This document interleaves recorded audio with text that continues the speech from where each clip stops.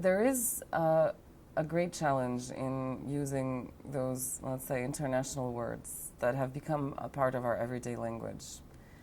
And in a sense, we have to admit that they're there and that we use them in our everyday language, that sometimes it's very, even if you use another word that you can find in a rural speech or in old dictionaries or in, very old texts, people are not going to understand it. So where do you draw the limit? At the same time, English is becoming so prevalent that not only are we adapting these words like empatia for empathy or intimnost for intimacy, where we may have had our own words to use, let's say more Slavic words or Macedonian words.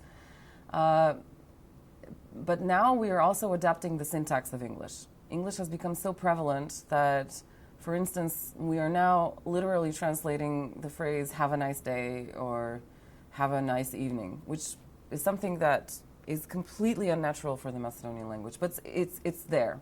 For a while, I was fighting it, and then I thought, okay, maybe I should just stop fighting it, just like all these other internationalisms came in. But what I think I keep telling people, I'm not a purist. I'm not against languages entering our language and adapting to the language. I am against laziness and us not actually exploring the other variations that we have in our language and using synonyms. Rather, I'm against us resorting to the simplest things, which is all these English words that we hear every day from the reports that we read or the newspaper articles that we see every day in the news. So I teach translation at the university, and I encourage my students to always give me at least 3 or 4 synonyms, just to make them think that, yeah, there are other words. And I'm sometimes astonished at how little we know our own language. And for me, that's always a realization, how much more there is in the language than what I am aware of.